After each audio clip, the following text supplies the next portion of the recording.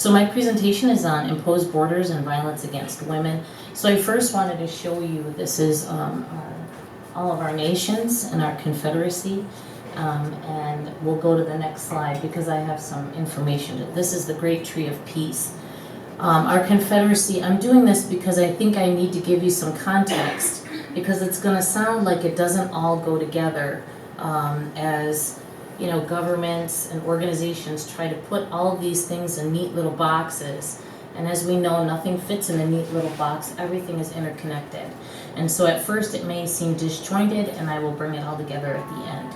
But our confederacy was founded on the shores of Onondaga Lake, which is about 4.5 hours north of here, over 1,000 years ago.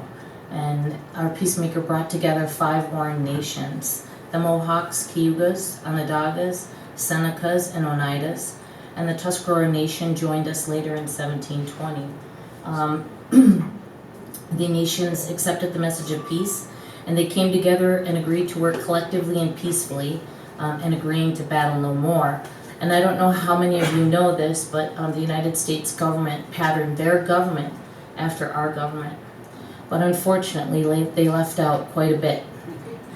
First, they didn't first give all men the right to vote. Everyone under this umbrella wasn't an equal citizen. They left out the role and rights of women, and they left out the voice of Mother Earth. And I think that until all of those things change, that the United States unfortunately is destined to fail. Because if you don't bring together the rights of Mother Earth and the rights of women and their voice equally, right? And it's not about taking one over the other, but it's such a patrilineal society. It's about domination. It's about control and dominating. And ours is matrilineal. And so everything goes through the women, our clans, our lands, and we choose our leadership. Women choose our leadership. 49 of them are chosen by women clan mothers, and only one is chosen by the 49 chiefs, which is my partner's title. He is our Tadadaho of our confederacy. We as Indigenous peoples have the responsibility to speak for all living beings that can't speak for themselves. And it's about balance, about living in peace and harmony. And that natural law is absolute law, and we all will suffer, right?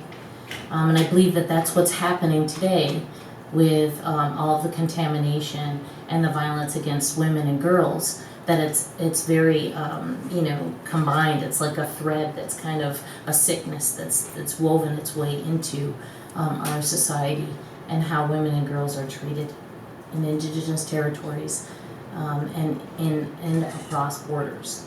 I don't know if you all know this, but Onondaga Lake is one of the most polluted lakes in the entire world. And I don't think that this is by accident. I truly believe that the birthplace of democracy, that this was intentional. It was about trying to get rid of us, right? Next slide. So the doctrine of discovery. It's the legal justification for genocide. The doctrine of discovery, to understand its connection to the violence against women and girls, and also to understand the connection between Christendom's principles of discovery and the laws of the United States, we need to begin with a papal document of 1452 by Pope Nicholas V, issued to King Alfonso V of Portugal, the bull Romanus Pontifex. It declared war against all non-Christians throughout the world, and specifically sanctioning and promoting the conquest, colonization, and exploitation of non-Christian nations in their territories. Pope Nicholas directed King Alfonso to capture, vanquish, and subdue all Saracens, pagans, and other enemies of Christ, and to put them into perpetual slavery, and to take all of their possessions and property. This notion is still held and exercised in law today. 2005 for us, the Oneida's Cheryl case against Cheryl, Oneida versus Cheryl, and as recently as 2012 in Canada. More than 500 million, Indigenous peoples around the globe live today with the effects of the doctrine of discovery and its oppressive racism. And I truly believe that that is also what's creating violence against women and girls, this continued oppressive document that kind of seems to rule everything. I wanted to briefly talk about the Jade Treaty. Go to the next slide. I don't know if I have that on there. But when we're talking about our territory and our borders, past and present, this first on the left is where we are now, like our territory range. And over on your right is where it used to be. So you can see the change, right? And it's more organic. It's not like strict lines, because, you know, I was laughing as I was coming here, and I'm driving over the Del Water Gap, and it said, "Welcome to New Jersey." And I was like, when did they put a line in the water? You know, I mean, I kind of laughed. I was like, my GPS said, "Welcome to New Jersey." I was like, wow, okay. But we haven't given up our lands and territories. Our nation specifically doesn't accept federal or state funding. We're an autonomous nation. And so I think that a lot of problems that derive with other nations is because they accept that money, and therefore the government has control over them, creating more issues. We have been able to go back and forth, as people have said here. I'm not sure who said it. I think Andrea may have said it, with the Jade Treaty, giving us the right to go back and forth. It was made between the Britannic Majesty and the United States in 1794, and that the dwelling on either side of the boundary line, that we would freely pass and repass by land or inland navigation into the respective territories and countries of the two parties on the continent of America, and to navigate all lakes, rivers, waters thereof, and freely to carry on trade, commerce with each other. And I think somebody else, you know, we've been talking about this extensively today, but even about fishing and hunting rights. We've had a few cases where some of our men are issued tickets to appear in court, some of the women, you know, fishing rights. And we say, no, we have an inherent right. These are our traditional territories. We have not ceded them. And so when I hear my friends say, like, this is your, this is your town. Oh, no, it is not. And I never say that. I never say that about Onondaga County or where I live. No, this is ours. And, you know, you are just now in control of it. But that we never ceded it, unfortunately. So what we hear all the time is the protection of states and their territorial integrity. At the UN, we hear this a lot from the US, Canada, Mexico, that, you know, somehow these imaginary arbitrary lines on a map are supposed to maintain a member state's notion of territorial integrity. The other excuse used to impede our traditional movement back and forth across the border is one of national security. And we have tried, which Chief Howard is going to talk about tomorrow, about our identification cards. I was glad to hear that Peter had gotten his established through his nation, that it was identified or accepted by the Mexican and US border, because we're having a heck of a time getting ours accepted. But I'll let Howard talk about it. But again, it goes back to our right to self-determination, that we're not waiting for someone's acceptance or someone to say that, you know, we can or cannot pass freely. We just do it, and we travel on our own passports. These arguments are being employed to increase military, police, border patrol, and law enforcement agencies to justify the use of physical, verbal violence in an effort to harass and detain and sometimes violate us in our own territories at these quote-unquote international borders. Using terms such as migrant or immigrant only further diminishes our status. These are the same lands and territories that have been traveled since time immemorial, and by indigenous peoples at both the northern and southern imposed borders. These pathways are still used for intergovernmental affairs, which we do on a regular basis. They come, our Grand Council meets about once a month, for the most part. And we have trade, cultural practices, and traditional practices of harvesting medicines, hunting, and fishing. The US and Canada have failed to accept and recognize, again, our ID cards as of now, but we're working on it. And the social and economic ramifications and impact for these practices being interrupted have been immeasurable. Next slide.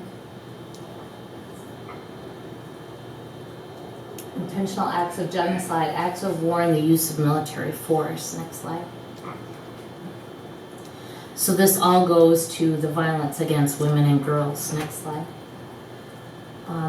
Did I not have one for the definitions of immigrant? Okay, yeah, thank you. So I wanted to get to this slide because I think it's really important, and I'll explain why I think it's important. The definition of immigrant is a person who comes to live permanently in a foreign country. Well, we're not immigrants because, you know, Canada-US border wasn't always there. That's not a foreign country to us, right? So they call us immigrants, they call us migrants. There are a lot of words that I dislike, and these are a few. Migration, the seasonal movement of animals from one region to another. And why I'm showing this is because the word migrant, of course, is a derivative of the word migration, right? So this, and I'll get it, you know, later on down the road. But I've known Elsa for many, many years, from the first permanent forum on Indigenous issues and doing the opening ceremony, and now Chandra, which is amazing. It's, you know, this is a great union, like, of how, you know, growing this international work, as I like to call it. So my presentation is on imposed borders and violence against women. So I first wanted to show you, this is all of our nations and our confederacy, and we'll go to the next slide because I have some information. This is the Great Tree of Peace. Our confederacy, I'm doing this because I think I need to give you some context, because it's going to sound like it doesn't all go together, as, you know, governments and organizations try to put all of these things in neat little boxes. And as we know, nothing fits in a neat little box. Everything is interconnected. And so at first it may seem disjointed, and I will bring it all together at the end. But our confederacy was founded on the shores of Onondaga Lake, which is about 4.5 hours north of here, over 1,000 years ago. And our peacemaker brought together 5 warring nations: the Mohawks, Cayugas, Onondagas, Senecas, and Oneidas. And the Tuscarora Nation joined us later in 1720. The nations accepted the message of peace, and they came together and agreed to work collectively and peacefully, and agreeing to battle no more. And I don't know how many of you know this, but the United States government patterned their government after our government. But unfortunately, they left out quite a bit. First, they didn't first give all men the right to vote. Everyone under this umbrella wasn't an equal citizen. They left out the role and rights of women, and they left out the voice of Mother Earth. And I think that until all of those things change, that the United States unfortunately is destined to fail. Because if you don't bring together the rights of Mother Earth and the rights of women, and their voice equally, right? And it's not about taking one over the other, but it's such a patrilineal society. It's about domination. It's about control and dominating. And ours is matrilineal. And so everything goes through the women, our clans, our lands, and we choose our leadership. Women choose our leadership. 49 of them are chosen by women clan mothers, and only one is chosen by the 49 chiefs, which is my partner's title. He is our Tadadaho of our confederacy. We as Indigenous peoples have the responsibility to speak for all living beings that can't speak for themselves. And it's about balance, about living in peace and harmony. And that natural law is absolute law, and we all will suffer, right? And I believe that that's what's happening today with all of the contamination and the violence against women and girls, that it's very combined. It's like a thread that's kind of a sickness that's woven its way into our society, and how women and girls are treated in Indigenous territories, and across borders. I don't know if you all know this, but Onondaga Lake is one of the most polluted lakes in the entire world. And I don't think that this is by accident. I truly believe that the birthplace of democracy, that this was intentional. It was about trying to get rid of us, right? Next slide. So the doctrine of discovery. It's the legal justification for genocide. The doctrine of discovery, to understand its connection to the violence against women and girls, and also to understand the connection between Christendom's principles of discovery and the laws of the United States, we need to begin with a papal document of 1452 by Pope Nicholas V, issued to King Alfonso V of Portugal, the bull Romanus Pontifex. It declared war against all non-Christians throughout the world, and specifically sanctioning and promoting the conquest, colonization, and exploitation of non-Christian nations in their territories. Pope Nicholas directed King Alfonso to capture, vanquish, and subdue all Saracens, pagans, and other enemies of Christ, and to put them into perpetual slavery, and to take all of their possessions and property. This notion is still held and exercised in law today.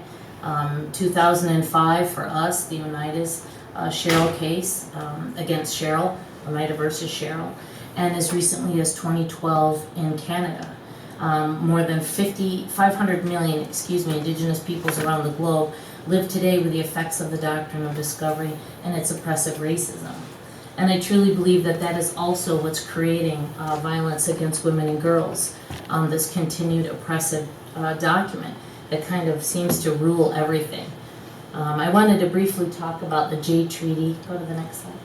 I don't know if I have that on there. But when we're talking about our territory and our borders, past and present, this first on the left is where we are now, like our territory range. And over on your right is where it used to be. So you can see the change, right? And it's more organic. It's not like strict lines, because, you know, I was laughing as I was coming here, and I'm driving over the Del Water Gap, and it said, "Welcome to New Jersey." And I was like, when did they put a line in the water? You know, I mean, I kind of laughed. I was like, my GPS said, "Welcome to New Jersey." I was like, wow, okay. But we haven't given up our lands and territories. Our nation specifically doesn't accept federal or state funding. We're an autonomous nation. And so I think that a lot of problems that derive with other nations is because they accept that money, and therefore the government has control over them, creating more issues.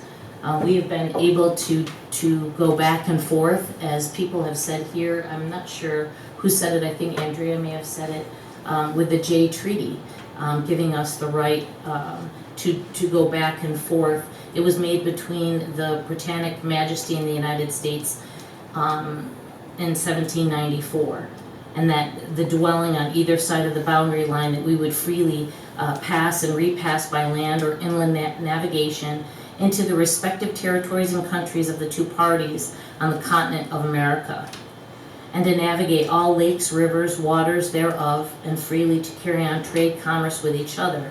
And I think somebody else, you know, we've been talking about this extensively today, but even about fishing and hunting rights. We've had a few cases where some of our men are issued tickets to appear in court, some of the women, you know, fishing rights. And we say, no, we have an inherent right. These are our traditional territories. We have not ceded them. And so when I hear my friends say, like, this is your, this is your town. Oh, no, it is not. And I never say that. I never say that about Onondaga County or where I live. No, this is ours. And, you know, you are just now in control of it, but that we never ceded it, unfortunately. So what we hear all the time is the protection of states and their territorial integrity. At the UN, we hear this a lot from the US, Canada, Mexico, that, you know, somehow these imaginary arbitrary lines on a map are supposed to maintain a member state's notion of territorial integrity. The other excuse used to impede our traditional movement back and forth across the border is one of national security. And we have tried, which Chief Howard is going to talk about tomorrow, about our identification cards. I was glad to hear that Peter had gotten his established through his nation, that it was identified or accepted by the Mexican and US border, because we're having a heck of a time getting ours accepted. But I'll let Howard talk about it. But again, it goes back to our right to self-determination, that we're not waiting for someone's acceptance or someone to say that, you know, we can or cannot pass freely. We just do it, and we travel on our own passports. These arguments are being employed to increase military, police, border patrol, and law enforcement agencies to justify the use of physical, verbal violence in an effort to harass and detain and sometimes violate us in our own territories at these quote-unquote international borders.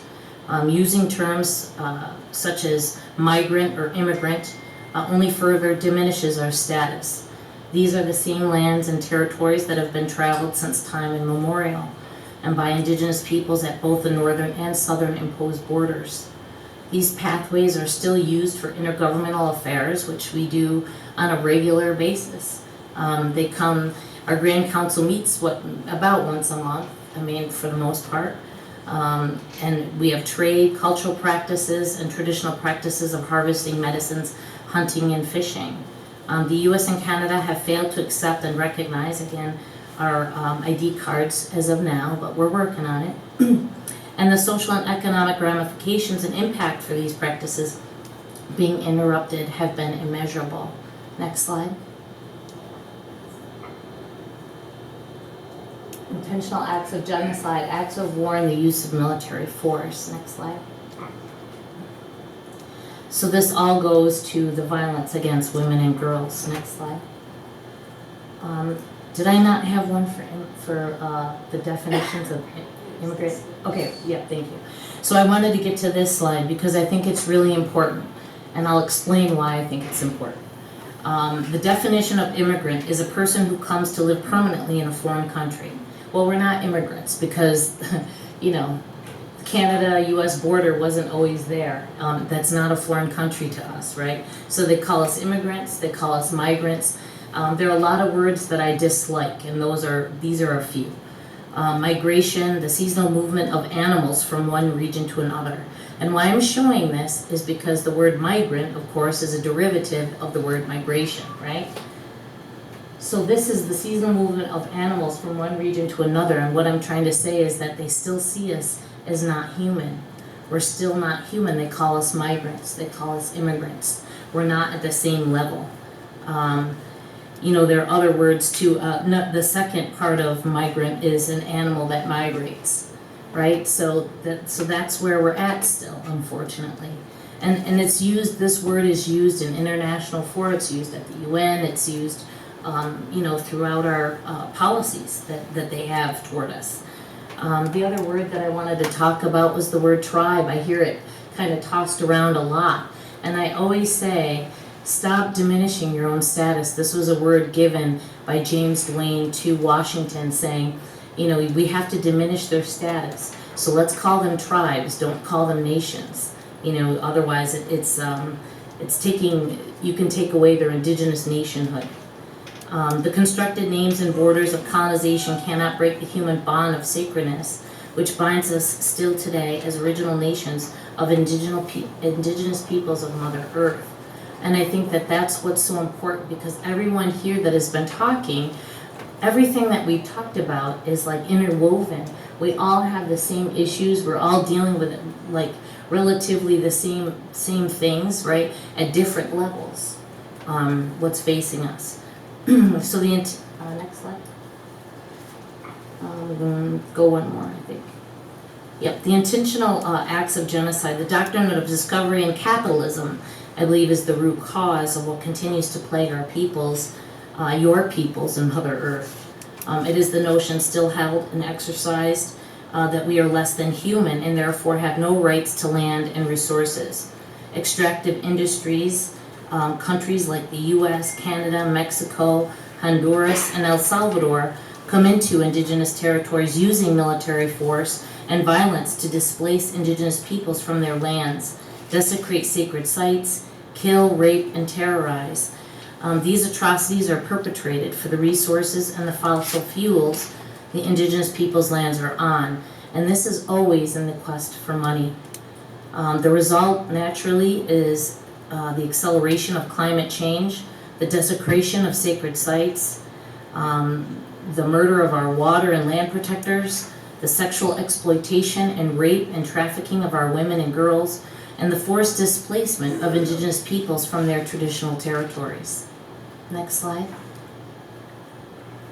I'm a little hard-hitting, so I don't like to use these really nice words or polite words that they use for these things, because I think that when we do that, we kind of co-sign that kind of behavior and what's really happening. You need to name it and call it out for what it is. I wanted to show this slide because people act like it's a choice. Like, you know, they're coming with their children and their babies on their hips, walking, you know, thousands and thousands of miles without clean drinking water, without a place to sleep, without food to eat. They're risking their lives. Why? Because their lives are being risked where they're coming from. It's the same, you know, that's the reason. And I had a dear friend, Margot, who comes to the Permanent Forum on Indigenous Issues, whose life was threatened in El Salvador because she was standing up for the rights of her community and protecting her land, territories, and resources. She ended up hiding in the woods, and her brother-in-law would not give up where she was staying, and he was shot 9 times and killed. And so for 6 months, I was really worried about, you know, what was going to happen to her, you know, trying to get her here. So I asked some of our congressmen in New York State to assist in getting her a visa to get here, anything, you know. And I was surprised, but in the end they finally did. But this is after her brother-in-law and cousin were killed. So I'm happy to say that she's here. This next slide. Statistics. The U.S. Department of Justice found that American Indian women face murder rates that are 10 times higher than the national average. Homicide is the 3rd leading cause of death among 10 to 24 years of age, and the 5th leading cause of death for American Indian and Alaska Native women between 25 and 34.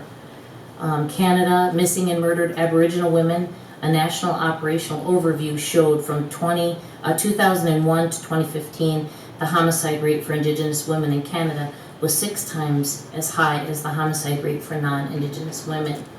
So I truly believe that these are all connected, especially when you're talking about these multinational corporations that are coming in for extraction purposes, that are taking our women, that are raping them, murdering them, putting them into sex trafficking, and our young girls as well. I should have listed up the statistics on that, but they're in the thousands. So there's like 6,000, I think, in Canada and 4,000 in the United States. So to what I think Elsa was talking about, a myriad of nation-to-nation treaties, international laws, as well as United States Declaration on the Rights of Indigenous Peoples, International Covenant on Civil and Political Rights, the Committee on the Rights of the Child, the Committee on the Protection of the Rights of All Migrant Workers, and the UNDRIP, to name a few. You know, they've all been accepted as protections against, you know, these egregious acts and crimes committed against Indigenous peoples and nations. And we keep asking the same thing, like, why aren't we using these laws, right? And I have the answer. It finally came to me. Because these agreements and treaties we're asking the same government to uphold them, right, that are committing the crimes. I mean, so, you know, to her point, we need to start doing that ourselves as well. And getting other member states, I've learned that the shame game is always a good game at the UN. And so, you know, you can get another member state to say, you know, can you shame them publicly for doing this to us? And they will, because they want to inflate themselves. You know, it's kind of like an ego thing. You watch it play out in real time. It's kind of fun to watch. It's like, oh, let's pull the string, you know, and see what happens. But it does work sometimes, and of course it is slow there. But I also wanted to talk to Cheryl. I wanted to tell you that the last slide I was going to show. Can you go to the last slide? Today is, oh, wait, let me first do this one. I want you all to look at this picture, and I'm sure that you've seen it because it was pretty popular. And I want someone to tell me, what do they see in this picture? Fear. Yeah. Fear. So the other thing is that this was the Tijuana riverbed. And that too has been deported. This is a dry riverbed as well. And so when we talk about Mother Earth and all the violence against Mother Earth, our women and girls are suffering the same violence as you see in this picture. It's a dried up riverbed now that doesn't exist. Like, who are we?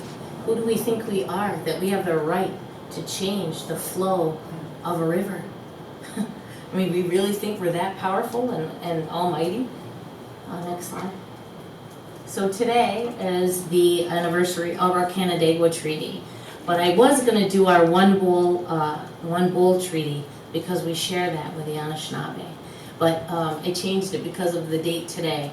And so this treaty is between the United States of America and the Six Nations, our Haudenosaunee Confederacy, and was signed in November 11th in 1794. And it was a treaty that established peace and friendship between the young United States and the Haudenosaunee Confederacy. And we went and polished the covenant chain of friendship in 2014. And I'll close with this. When we went there on our bus ride, as we were all taking this bus trip, I was getting these correspondence from the U.S. State Department, right? That they were going to honor this treaty and that they were going to see us nation to nation. But they sent me a list of the agenda and exactly what they were going to do. And I was like, wait a minute, not so fast. First of all, there are hundreds of years of protocol that you're forgetting. We have a certain process and protocol from the very first time that this treaty was signed. And so we forced them to change their whole process of how we were going to greet them and they were going to greet us. And Howard ended up doing the the three bear words.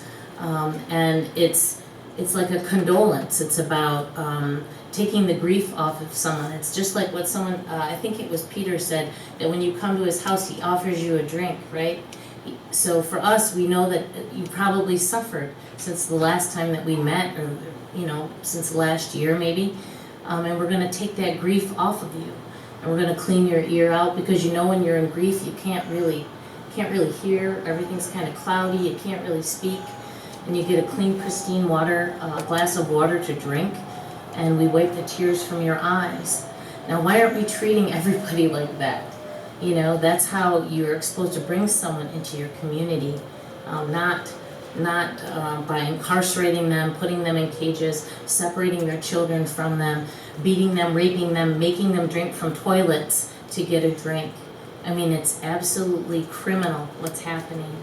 And what I don't understand is, we as Indigenous peoples take it very seriously when people come into our territory. It's not something that you kid around with. Like, our responsibility is to care for them, and everybody else should be standing up for these women and girls and men that are facing this now today. So that was the message that I wanted to bring. Thank you.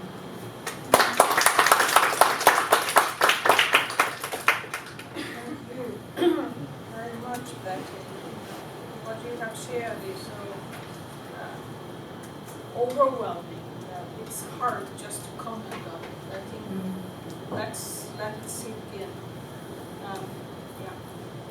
Thank you very much. And now we are gonna be so lucky to hear about your film, which has a quite long, interesting name. It's Solidarity at the Border, an international Indigenous women's delegation to the U.S.-Mexico border. And also, I need to say in very brief term, you can elaborate it yourself, that you are the program coordinator of this partnership MADRE, which I think all of us somehow know about it. Maybe you might want to say a little bit more of it. But anyway, welcome and get started.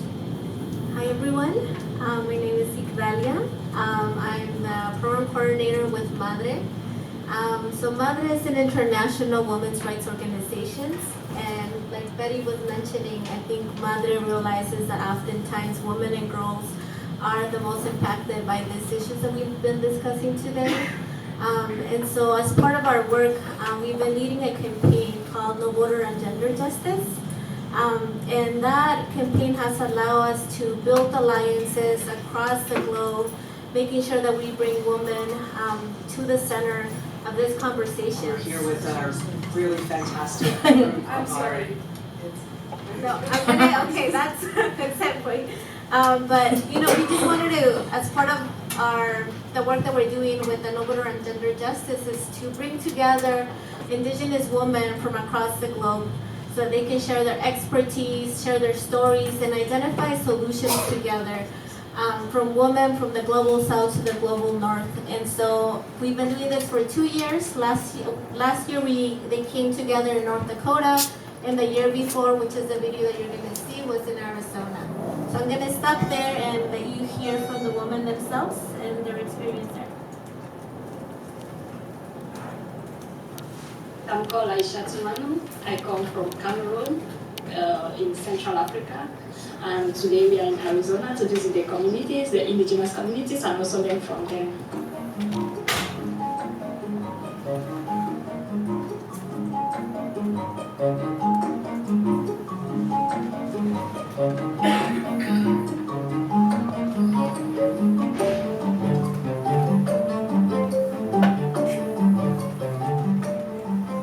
We're here with our really fantastic group of our Indigenous partners, women from around the world, 6 different countries, who have been thinking about and wanting to act in solidarity with Indigenous people here in the US. We're going to learn from each other the issues that Indigenous women are facing, not only around the world, especially they would like to learn from us what Indigenous women are facing here in the US. I came here in partnership with MADRE to bring a delegation of Indigenous women from around the world, from 4 of the 7 sociocultural regions of where Indigenous peoples exist. Our mission was to bring them here to expose them to Indigenous peoples' issues in the United States, and specifically to Arizona, to begin to understand the complexity of Indigenous peoples, the diversity of Indigenous peoples, particularly in rural, reservation, urban, and the reality of immigrant Indigenous peoples in this region of the country. People all around the world right now are reading about the human rights crisis on the US-Mexico border. And we're here as part of our No Borders on Gender Justice campaign. We've heard a lot of incredible stories of people who really risked their lives to come across the border. And, you know, everybody's story is unique and different, but there are also so many common threads that we heard. The legacies of the wars of Central America that made people's communities so violent, the US support for the right-wing government in Honduras, which has been committing terrible political violence and repression that people are fleeing. You know, NAFTA and other trade agreements that have displaced small farmers by the millions in Mexico and Central America. And of course, climate change, you know, decades and decades of US carbon pollution that has caused droughts and in other places flooding and mudslides as a result of terrible flooding that really has made people's homes no longer viable. Climate change has affected us a lot within the indigenous communities because we mostly are pastoralists, so we depend on our cattle, and we have been facing a lot of drought. Our cattle have been dying. Climate change, for example, you can't talk only in one place. You'll have to talk here when we are discussing about sustainable development goals. When you're talking about biodiversity conservation, when you're talking about forest issues. You know, people have a right to their homes being viable. And it's important to protect that right. I think everyone in the world can understand that.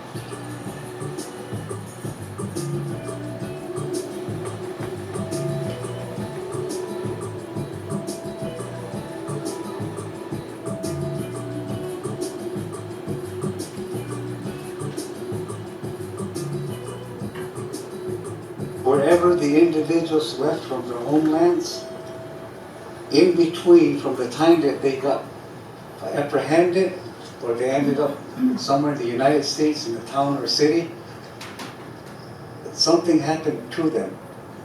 You know, they were brutalized, they were raped, they were, everything was taken away from them. But to be able to be in the United States and then try to maintain a lifestyle like a job and whatever, we will never know whatever happened to a lot of these people. I've been asked to help the Guatemalan consulate and the Mexican consulate to search for bodies out here throughout the whole reservation. It's just like what also happens in Africa when they are crossing the Mediterranean from Africa.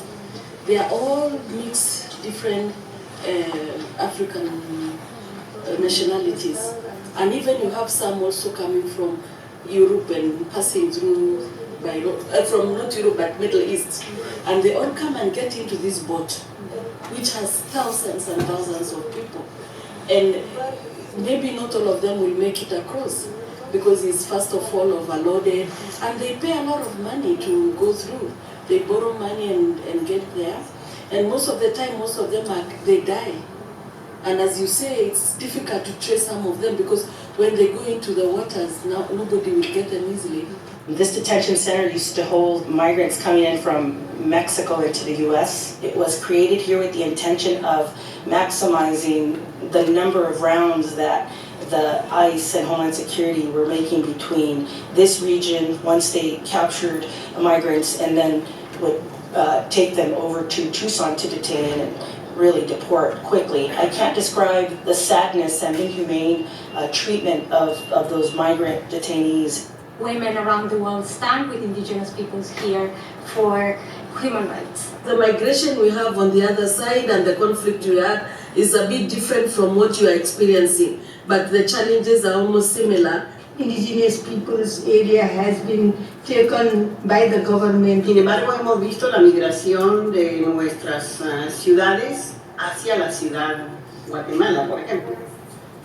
Y hemos visto lo que puede sufrir un migrante que llega a ciudad, como pienso que también debe sufrir a lo largo de caminar todos los centroamericanos que quieren llegar por acá, incluyendo mexicanos, obviamente.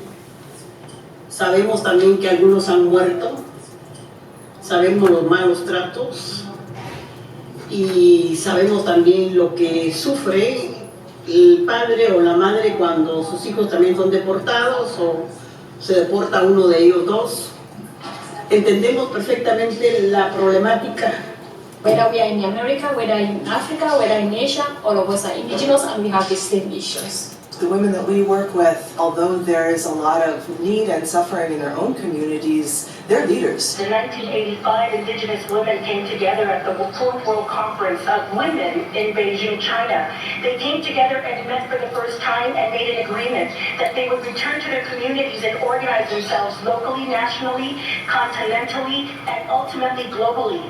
This delegation represents a small example of that movement. We as Indigenous women here today, we want a brighter chapter for our people, for our children. Within our community, we face a lot of challenges like high rate of illiteracy among the women, so we encourage Muslim women to go to school. Indigenous women are always saddled by the dominant caste, by the men, even from the indigenous men. Nosotras las mujeres indígenas nunca vamos a quedar cerradas, boca cerrada, no se puede, hay que ayudar a las mujeres, a los niños y a los adolescentes. You know, being in a space such as this place, we're not always welcome here. And as you all know, we have to fight, we have to kick the door in to be here. And so, again, I'm just incredibly inspired that you're all doing the same thing. Your stories are very heartfelt. All the struggles that we've had bringing up our children in a society that wants to see us gone, in a society that's not our friend sometimes, but we're doing the best we can. And having you here is very comforting. What MADRE is trying to do right now is really two things. I mean, we're working to help protect people who are most under attack by the policies of the Trump administration, contributing to that effort here in the US and doing that with our partners around the world. And we're also trying to do something else that's a little less concrete but really important. And that is to hold up for ourselves and for the people who are part of MADRE our vision of what we want this world to be. Y que siempre trabajemos por la democracia, por la paz, por los derechos humanos, por la justicia, porque somos gente de armonía. Somos gente que siempre estamos viendo esa armonía entre la madre tierra, la madre naturaleza y las personas. Muchas gracias.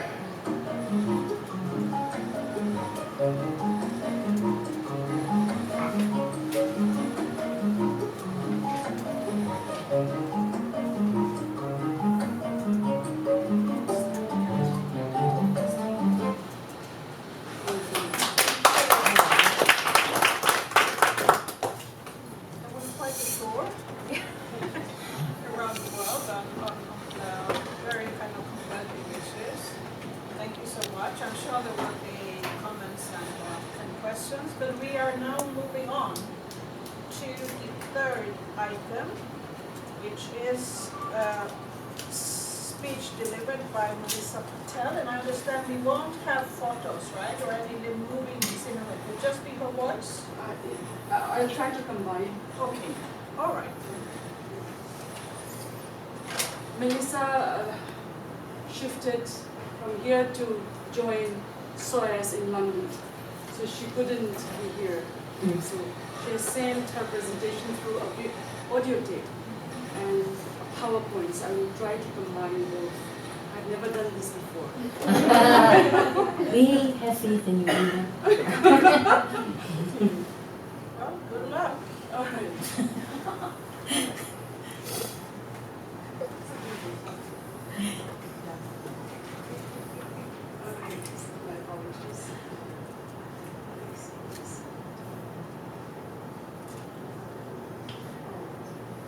Lisa is presenting about the Kurdish situation. So that's Melissa. So she presented to the languages.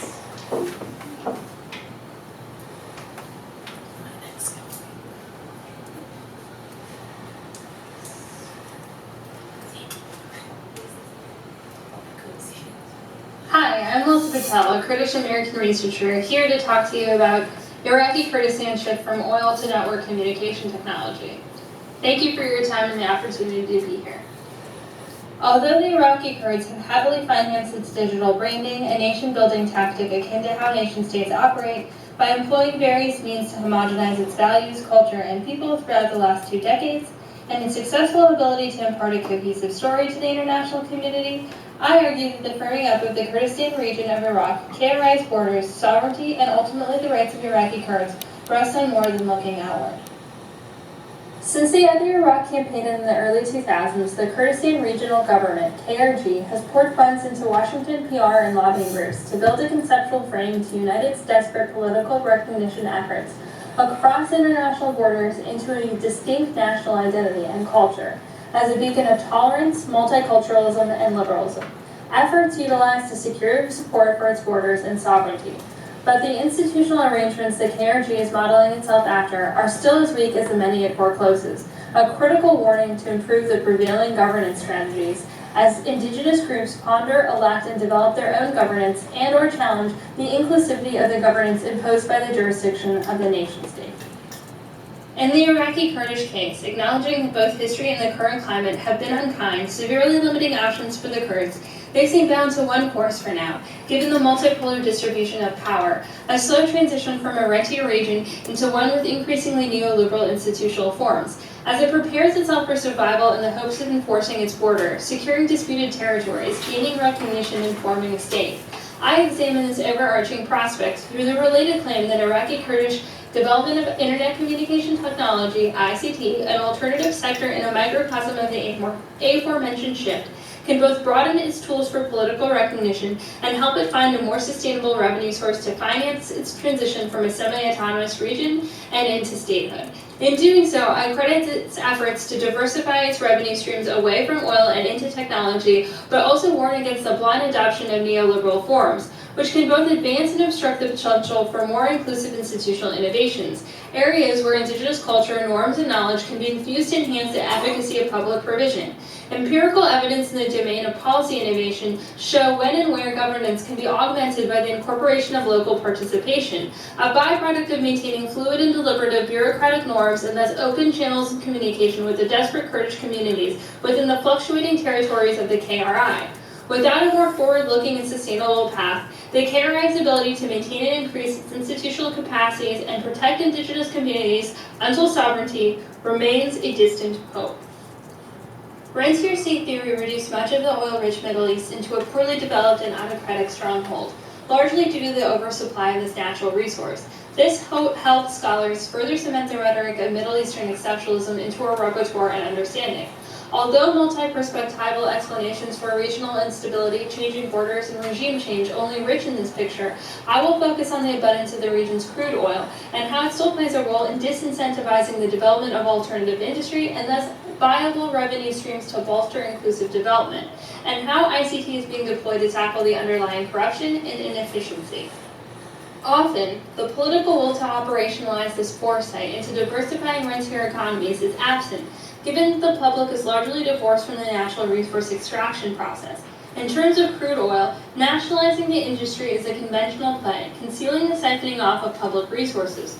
The risk of public accountability and dissent are offset, and the public is typically left structurally unable to meaningfully contest these extractive practices, and highly repressive tactics are utilized preemptively to thwart social movements. Additionally, unlike regimes with revenue structures more reliant on tax, income, and otherwise, the burden of taxation is less directly felt by the public, who are thus less cognizant of the need to actively question and organize around the lack of development for which taxes are premised and levied. Rampant corruption and clientelism become the captivating descriptions from the vantage point of political economy for this scenario, and revenue volatility due both to the systematic risk of the aggregate global macroeconomy and the boom and bust cycle of the underlying commodity do little to ease concerns. The results often place sovereignty on precarious ground, with the ushering in of unsustainable debt from non-neutral actors. While the funds are used to supplement and counterweigh declining government revenue, providing temporary relief. Historically, these debts incurred left many countries vulnerable to neocolonialism through structural adjustment programs, SAPs. The devastating outcomes of SAPs have been well documented in scholarship, provoking the IMF to recently acknowledge that SAPs implemented in the 80s and 90s were a mistake. Millions suffered, perished, and countries saw declines in basic human development indicators. SAPs were coercive in that regimes undertook neoliberalizing measures in exchange for the promise of debt forgiveness. Although poor government planning and corruption positioned the people to bear the brunt of these shocks, which in oil-rich nations could be prevented given the historical predictability of these shocks, the neglect for its constituency is a salient feature of the oil curse. While today's Kurdish situation is different given its progressive staggering of neoliberalizing measures, the Iraqi Kurds are undeniably hard-pressed by declining government revenue from the 2014 shocks in oil prices, exacerbated by the Kurds financing a war with the Islamic State, changing restrictions on oil sales, disputes with its neighbors in Iraq, and hosting an estimated influx of 2 million refugees fleeing Syria and Turkey. This is notwithstanding the U.S. push to avoid energy reliance on the region and the inhumane handling of recent events, all of which challenge the KRI's future. In addition, the KRG is incapable of receiving fiscal transfers or significant external financing reserved for nation-states to handle its debt, estimated to exceed the entire region's GDP. Thus, it has resorted to limited crisis response instruments, structural reforms through the World Bank. The priorities of the structural reforms attempt to help the Kurds transition off the rentier economy, but its top-down and unregulated deployment of technology remains too divorced from cultural and social norms in standard Western fashion. The KRG must more creatively tackle this when able. Perhaps the decentralized participatory conveniences ICT enables could channel the input back to policymakers and bureaucrats to extend the inclusivity and efficacy not only of its ITC governance, but public provision more broadly. Prior to 2014, the KRG received 85% of its revenue from Baghdad under a constitutional mandate. Despite the bearing of the industry today, it only provides 1% of jobs, while the public sector accounts for half of the labor market and for which 50% of the KRG budget is allocated. Only 5% of its revenue comes from tax, and it remains highly dependent on foreign imports given the under-diversified economy. Here comes the promise of the government's ICT push and investments funded through structural adjustments. The KRG is implementing biometric registration, specifically an identity management system for government employees with the hopes it will reduce double payments, ghost employees, and other bureaucratic inefficiency and corruption through e-payment systems.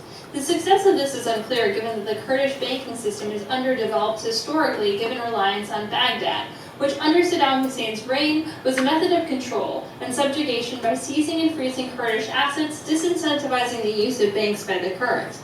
This marks an area where indigenous norms and knowledge, along with the KRG's efforts to increase public engagement, can work symbiotically to renegotiate what is necessary for trust and the parking of funds in banks, which if done properly can further stimulate the development of alternative industry through loan and credit systems, using financial capital more productively.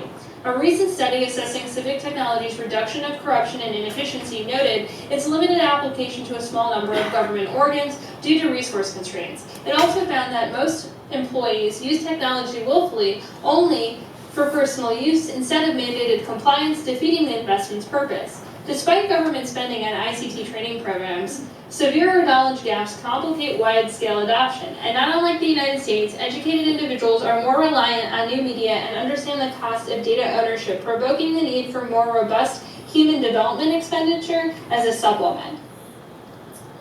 And despite Iraqi Kurds' physical control over internet infrastructure, many government divisions report no or inadequate internet. Some employees have turned to Facebook as an alternative, creating risks over who is accessing the data. A city director quoted in the study noted that these platforms provide easier public engagement since many Kurds are unaware of the government's website communication offerings. Lastly, Kurds continue to use inefficient in-person visits where computers can't save basic records and information. These costly limitations reduce the return of technology investments, which could be bolstered by incorporating local input, better identifying the causes of these perennial gaps. Another government initiative, CCTV, digitally stores surveillance data, spurring the need for indigenous digital sovereignty frameworks to be locally adapted. Indigenous groups in Australia and elsewhere have used international instruments like the UNDRIP as a springboard. In doing this, the Kurds should welcome participation for other indigenous groups in the region. In the West, we've seen the adverse ramifications of poorly designed digital policy leading to inequitable representation and bias for marginalized groups in predictive policing and government surveillance. In the global South, e-procurement in Chile had the opposite effect of excluding local participation despite its original intention of inclusion. And a wide base of scholarship has discredited the majority of digital collection action efforts. Moreover, hyper-adoption in the US, coupled with weak regulation compared to preceding mass communications regulatory frameworks, have left legal loopholes open to corporate exploitation. These preeminent failures of the neoliberal model, however temporarily macroeconomically helpful, have led to the resurgence of Foucault's panopticon as a description of Western technological deployment by new media scholars, amongst many others. Although global inequities in ICT's infrastructure, access, and research on its effects is further complicated by Western language capturing the majority of the Internet's content, these are fixable problems, opportunities for adaptive Kurdish governance instead of strict adherence to neoliberalization. The silver lining for the Kurds, as at least technological development, is initiating diversification, strengthening the Kurdish future.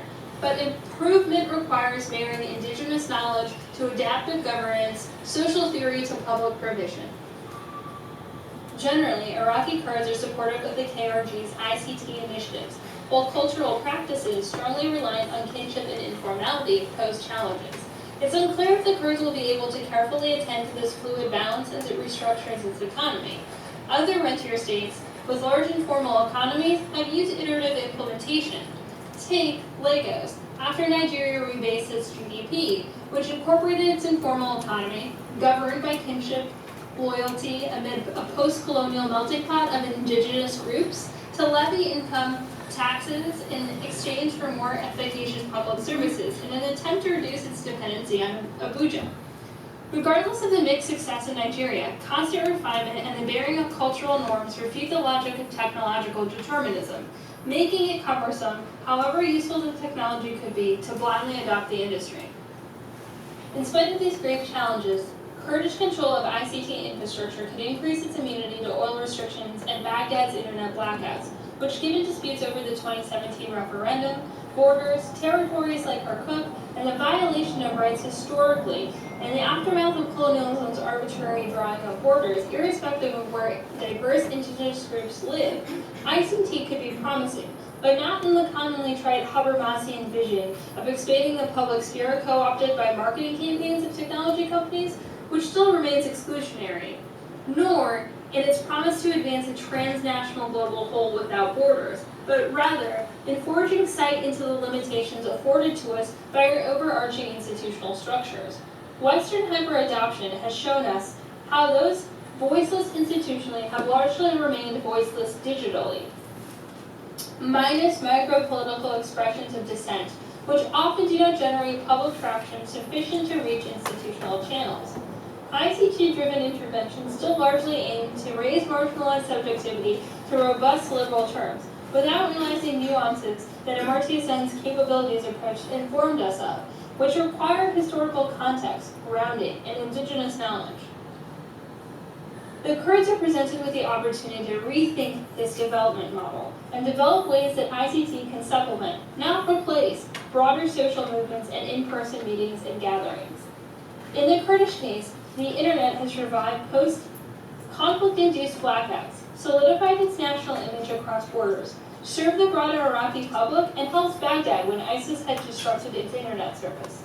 In the future, this could be exploited if conflicts with Baghdad resume, and allow the Kurds to move beyond survival mode, transitioning from top-down governance and oil dependency to an increasingly diverse economy and a more adaptive governance, enabling greater digital possibilities and moving closer to a justice informed by the full complexity of human plurality.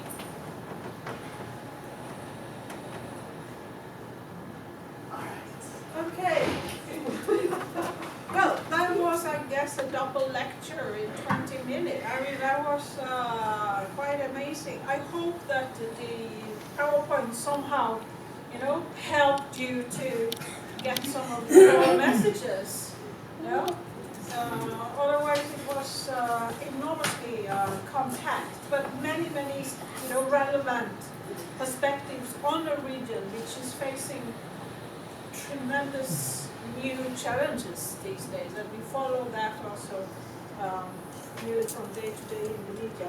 So we are left now with, according to the program, around 10 minutes before, am I not right? 10 minutes before we have the closing remarks. So at least we have 10 minutes, and we had two presentations, a very wise and harrowing and engaging presentation from you, Betty, and raising all kinds of concerns and important inquiries. And then we had, your sort of action oriented, really global walk with your activists around the world, which sort of facilitated these kinds of convergences in perspective. So I guess that there might be quite some interesting observations you have made, when you made the film and when you presented the film, which you might want to share based on some priorities. But let's simply open the floor. We have, I know that, 50 minutes, which is good because the issues are vast. So the floor is open. If anyone is not, anyone.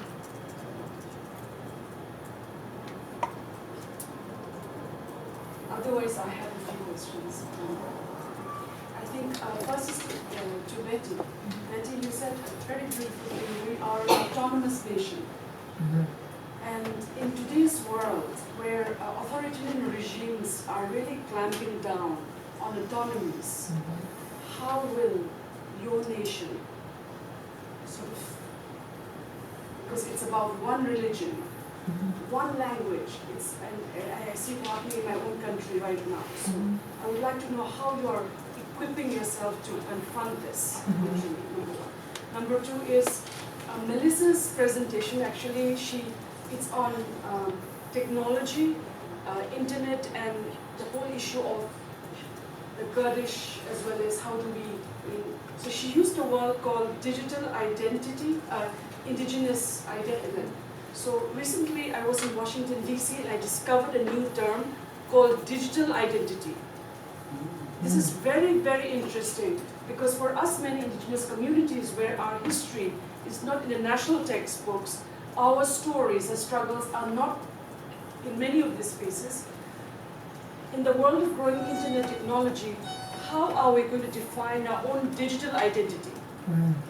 And I've just connected, I don't know Elsa if they've emailed you, but there's a group called Access Now who are actually working, and they want to work with the indigenous community to create what is called digital identity for us.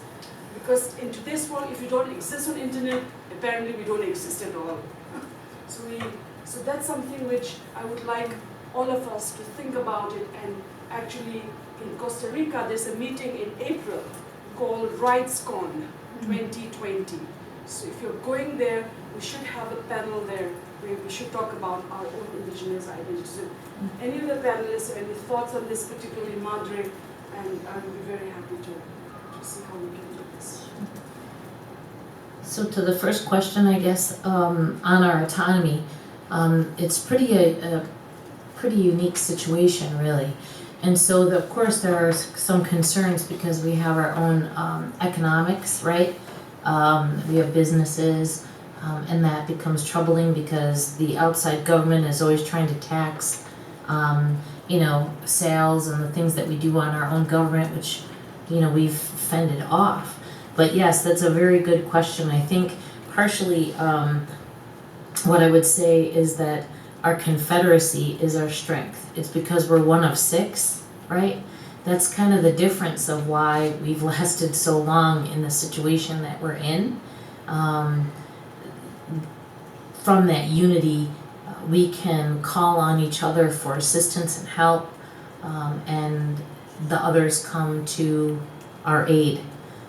So I think that that's kind of a beautiful relationship that I know that I'm not explaining properly, but there are 6 of our nations, and we have Grand Council meetings where they talk about whatever the issues are at hand, and if a nation is needing assistance in some area, then they come to assist, talk about ways of assisting.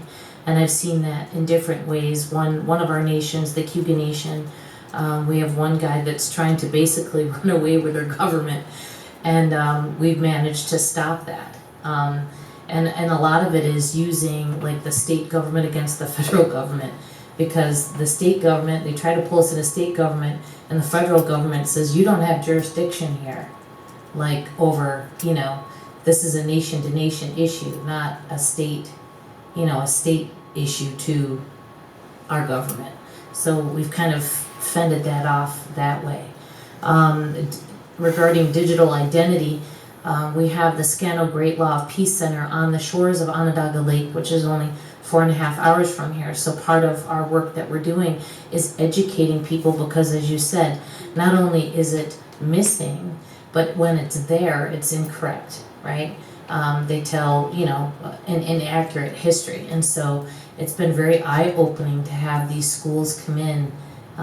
This center opened about a year ago, 3 years ago, excuse me.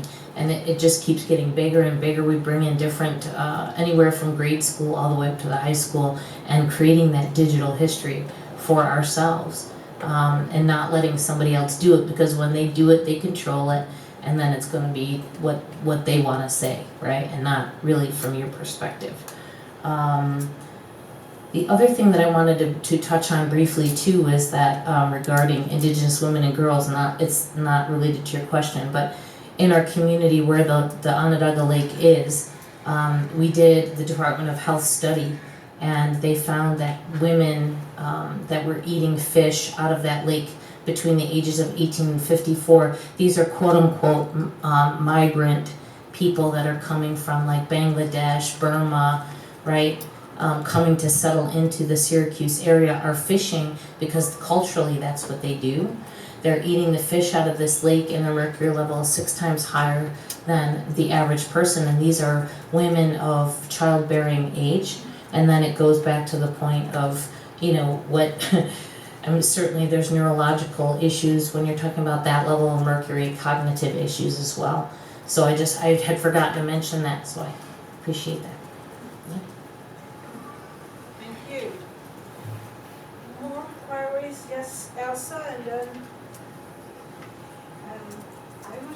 inspired, I saw it between what you said, Betty, and what Igdalia was mentioning.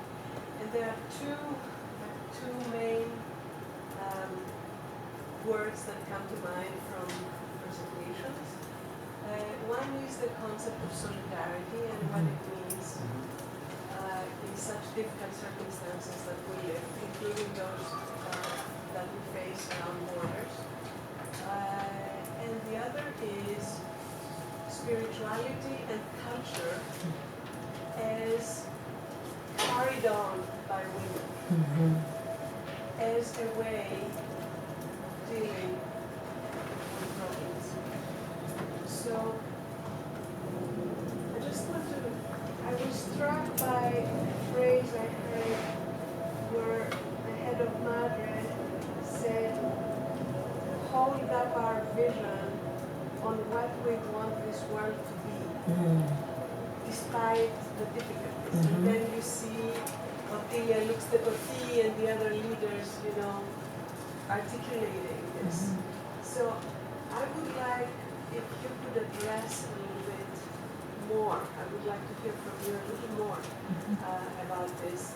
And I want to add that last year in 2018, our Center for the Study of Social Difference, which is run by amazing women here at Columbia, opened the season with the following title of the conference: what can be done when there is nothing to be done?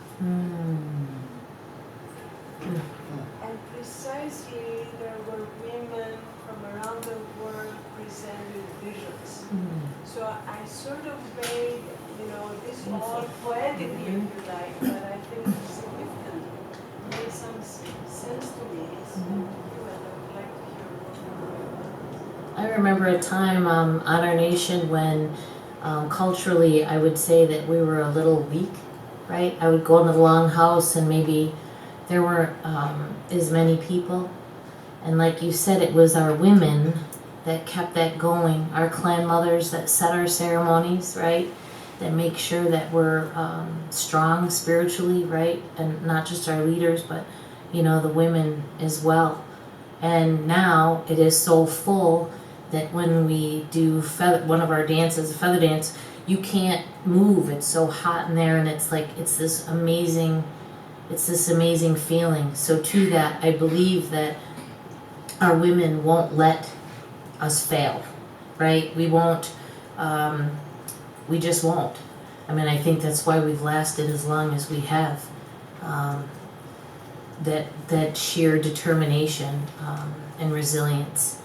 That I come on the outside and I'm always struck by how women are treated here. I'm always taken back because our men, they don't treat us like that. I feel like I'm put on a pedestal in my family, my partner, my children, in my community. And it's a very different, and I always want to share that, and I don't know how to share that. So maybe it's something, a broader conversation, later on down the road. How do we share that with matrilineal societies? How do you turn that around, I guess, where it's not all about that domination. But yeah, I would say that, culturally it is our women that hold that together. Can I just add to that? I think through the exchanges that MADRE has been leading, you can see the power that this women have. Especially, I think we need to make sure that Indigenous women are at the forefront of this movement. I think a lot of times, women, the feminist movement, we don't give enough spaces for Indigenous women, and I think that, over the years we've seen the power that they have. A lot of our partners don't have a lot of resources in their communities, they're struggling, but every day they organize. They get up and they organize their communities. And, you saw in the video, these women are very powerful, and they're coming together to bring their issues that they're facing in their communities, but also tie it to a broader global issue that they're facing.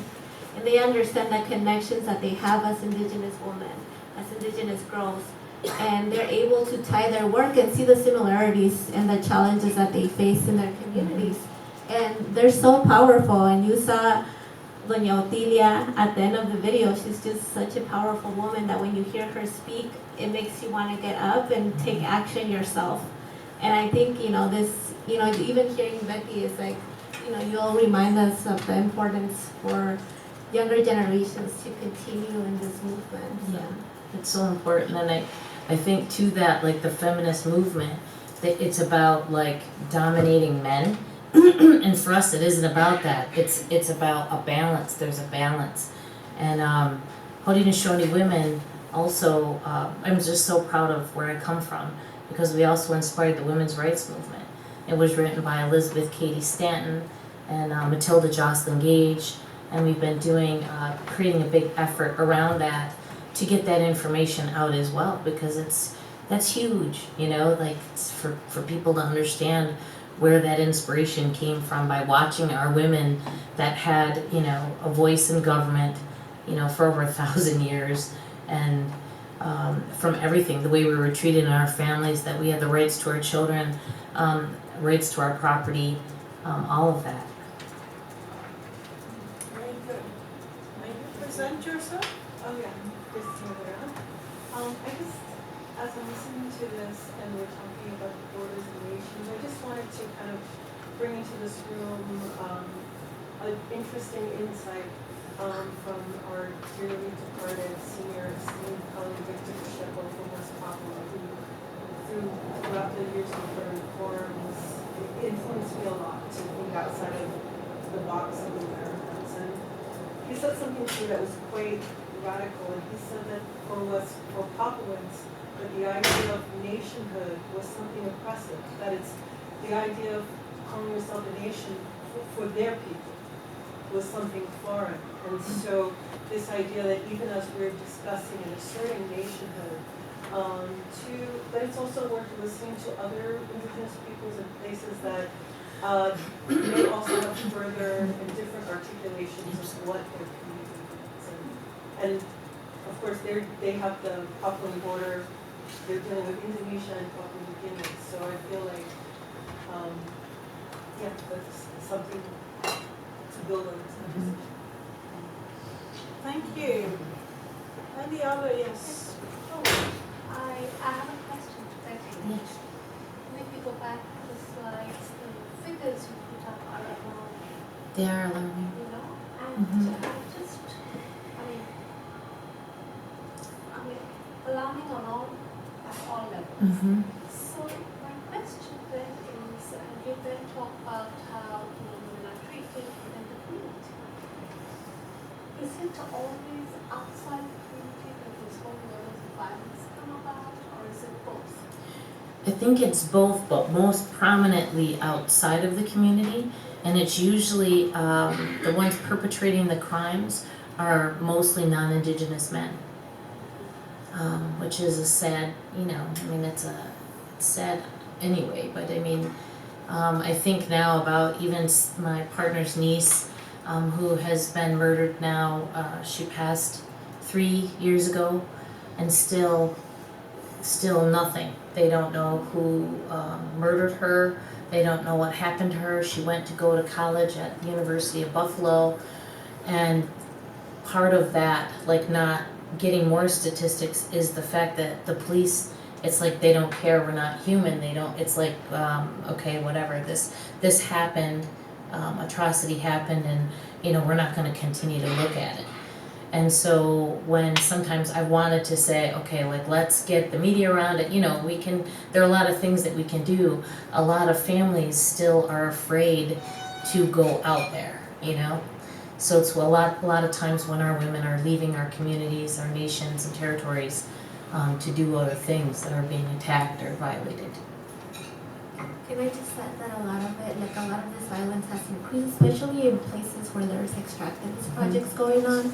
So places like North Dakota, there's been an increase of the violence against women and girls, specifically around girls. And the statistics are just like, quick, and like no one's doing anything about it. No, yeah, exactly. And I think almost that there's so much to do that we don't always know, there's so many things put in front of me personally that I'm always like, as an organization, which one are we going to, focus on? Because there's so many. And then you feel like you're being pulled in a million directions, and you do the very best you can with the resources and the people that you have to help, but it's never enough. And I don't understand why, like you said, why aren't non-Indigenous people like doing or saying anything? It could be just as well their daughter, their mother, their child that it's happening to. The three hands. Thanks. Okay, you go first. I said something so far. Please present yourself. Okay, let's speak from the United Nations, the Department of Political and Civilian Affairs. Thank you so much. I just have like a comment, kind of like provocative thought. What I hear from this morning and also now is a lack of trust, with reason. So a lot of the expressions are, that, it's like, I understand that there's a concept of nation, there's an indigenous nation, but there's also a concept of there's this other sort of element surrounding, which is the government, the other nation. And I wonder if there is a space, I guess this is a very broad question, or perhaps you can tell us in your opinion, but is there a process that would lead to some kind of reconciliation? Are there good examples that can be recognized and we can build from there? I'm thinking of the government of Canada. With a lot of issues and errors and mistakes, they've tried recently. I mean, at least to my understanding, this government has done a little bit. It's not perfect. A little bit, yeah. But a little bit. With 1 foot ahead, 2 steps behind, yeah. and it's So, difficult, right? yes.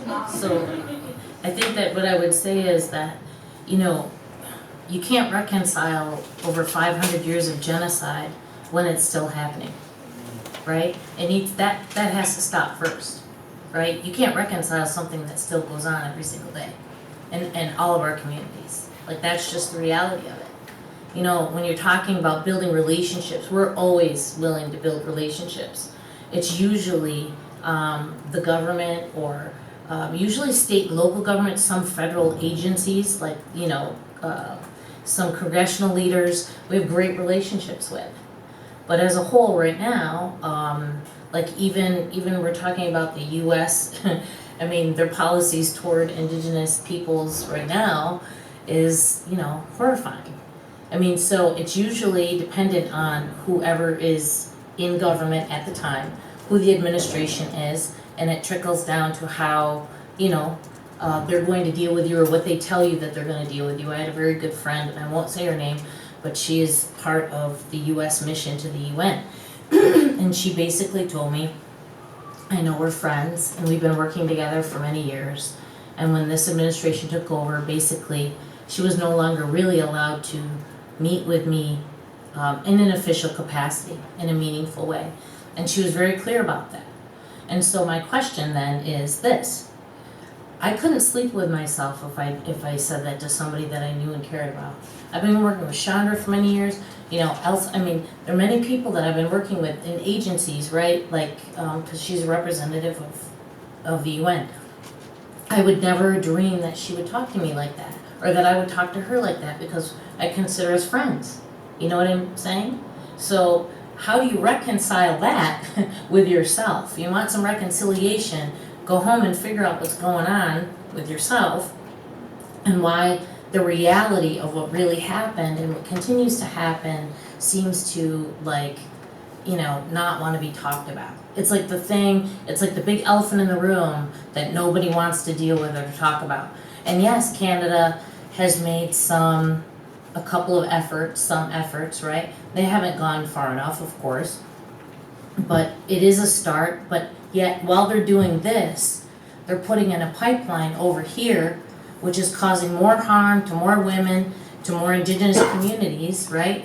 And I mean, it's like I said, you have to stop doing the thing you're doing before you can get to the I'm sorry stage, you know?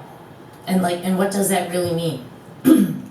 Because for us, it's an everyday onslaught, every single place we go, the grocery store, the post office, because I live in a, an area where, our little border town, it's not a welcoming place. So, I would say that we have a long way to go to get to reconciliation. There's no such way. I don't even think that that's possible, first of all. You can't reconcile that. It's like saying, all of the damage that has been done, not just to us, but to our Mother Earth as well. We could talk about working and forming a relationship to move forward and how to do that. But I refuse to have the conversation about how we can reconcile what's happened, because it keeps happening. Not to be so harsh, sorry. I know it comes out as harsh, I just try to keep it real. Yeah, honest, thank you. Thank you. Then it's... Hi, I'm Rowena. I'm a Columbia student here working with Elsa.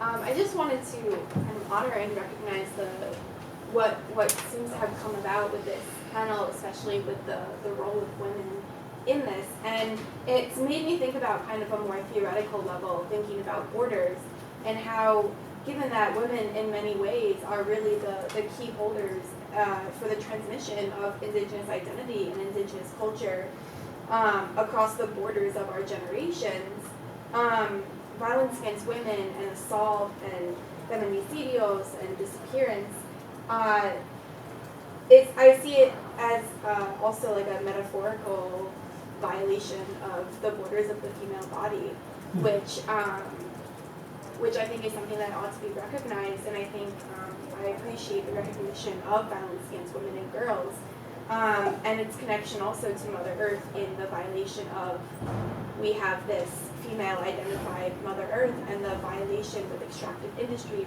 of the borders of Mother Earth. It's really this metaphor of sexual assault.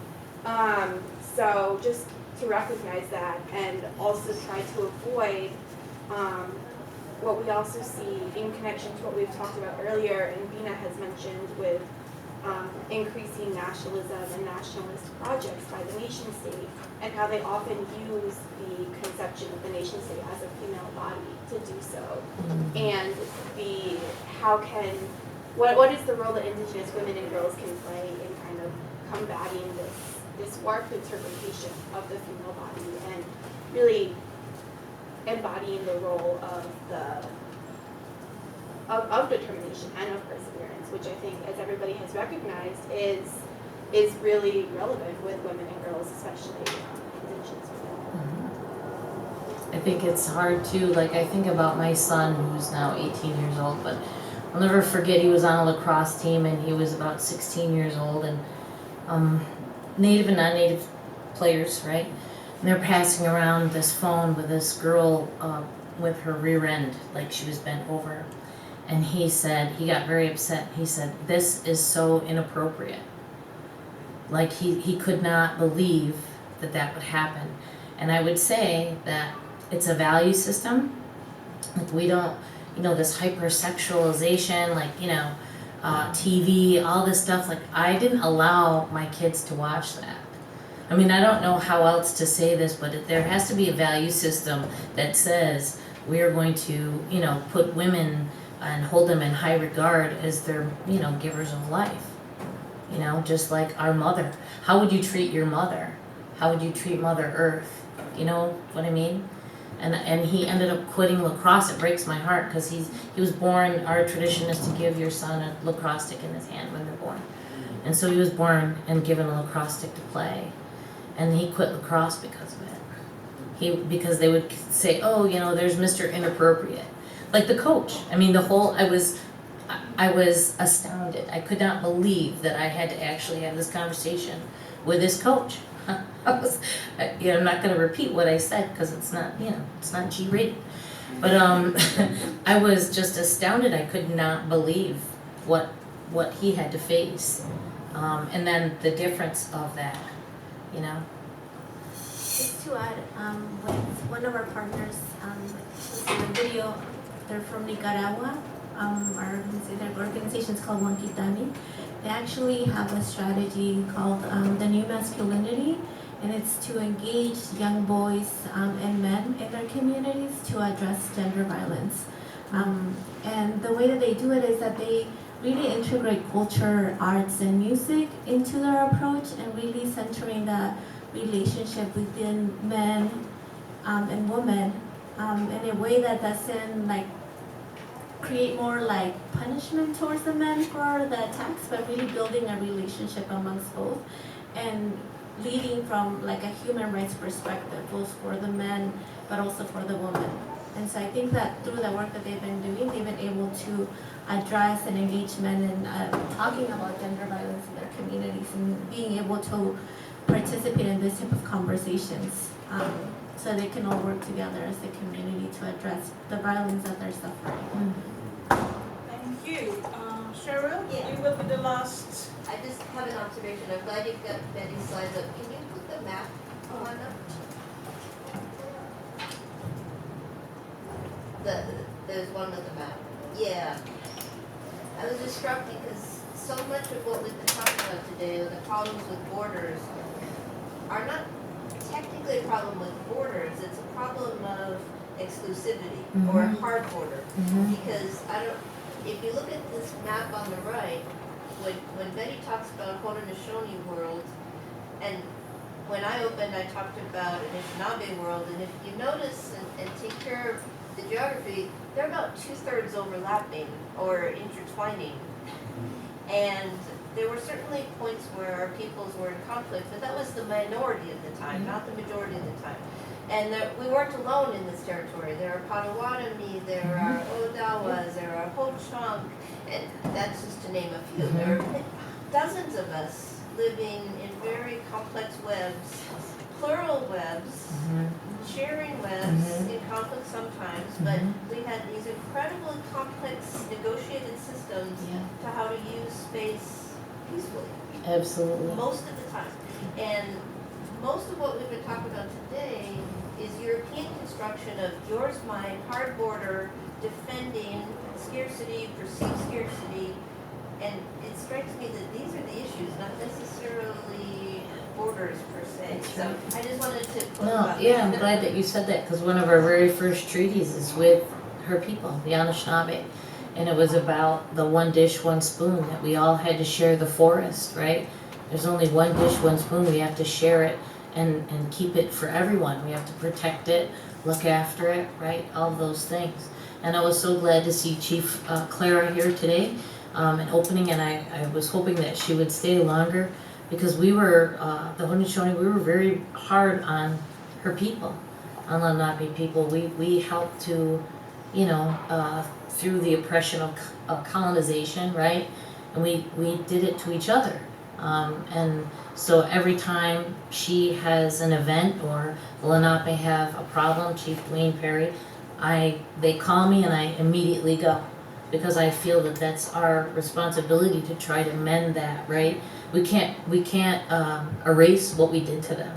We can't change that. We can try to build a relationship and move forward. But now I tell them all the time, I feel terrible, you know.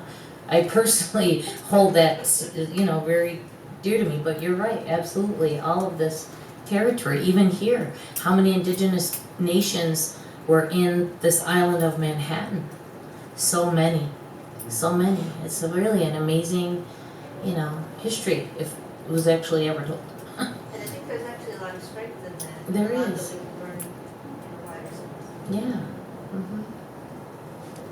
That was a very interesting and wise observation towards the end of a very rich day, which nearly is about to end. I want us first of all to say thank you to Betty and to Noah for running the